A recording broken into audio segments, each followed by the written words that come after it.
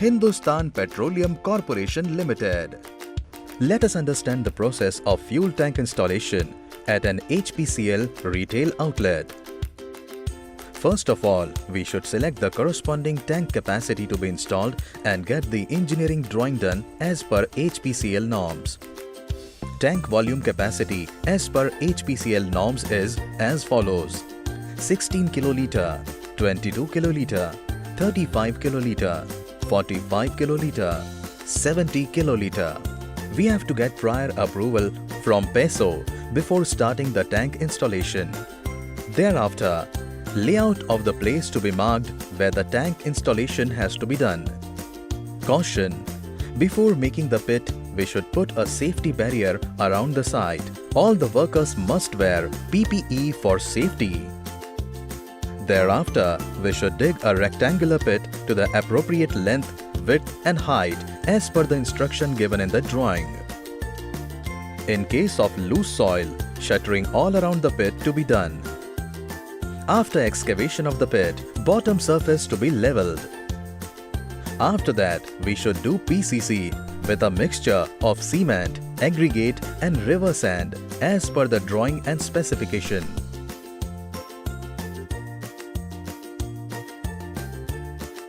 We should do raft beam reinforcement once the PCC is set. For this, we have to cut TMT bar according to the drawing and must be tied by maintaining center to center distance or gap. After that, we should fill the raft beam and floor with concrete. For setting of raft beam and floor, it should be continuously watered. After that, we should construct the wall to the thickness and height as per the given drawing. In case groundwater level is high, we should make RCC wall instead of brick wall. The RCC wall will be directly installed in the pit, which is known as the well sinking method. Then plastering of the wall is to be done as per required thickness. We should use waterproofing solutions while plastering of the wall and RCC slab. Tank pedestals casting. To keep the tank stable in the pit, we should make pedestals on the floor as per the instruction given in the drawing. Tank leakage testing.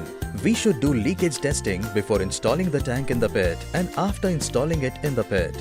For this, we should do pressure test by filling the tank completely with water and connecting with 2 pressure gauges. According to HPCL norms, tank to be tested at a pressure of 5 psi.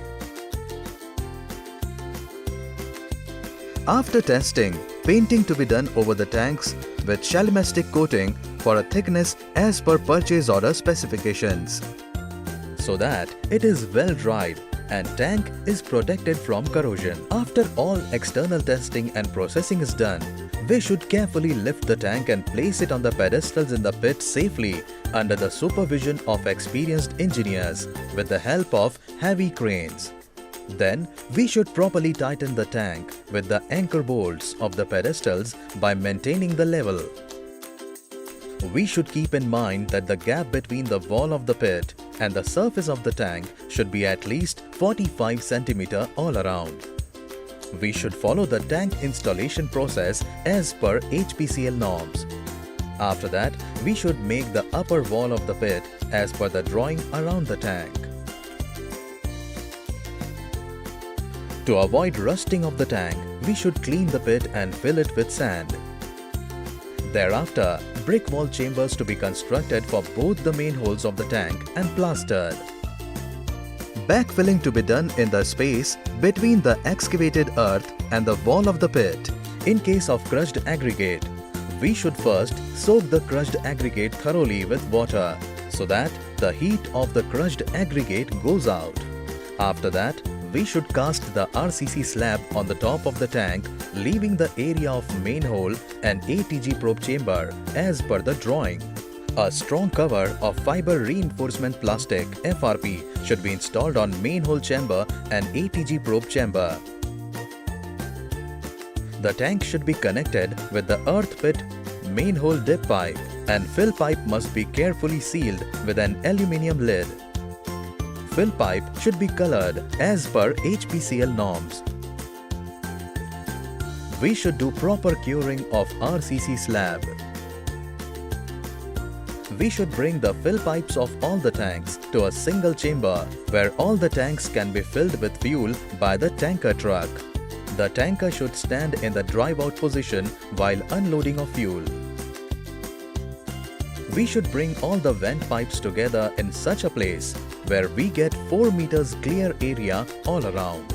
The height of the vent pipe should be according to the PESO norms. The cables for STP motors installed in the tank should go through the electrical chamber to the electrical room.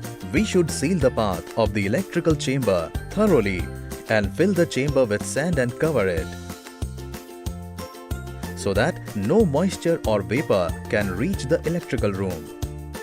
Precautions and safety. At the fuel tank installation site, we should do all the process as per approved construction drawing and approved make in the presence of experienced site engineer.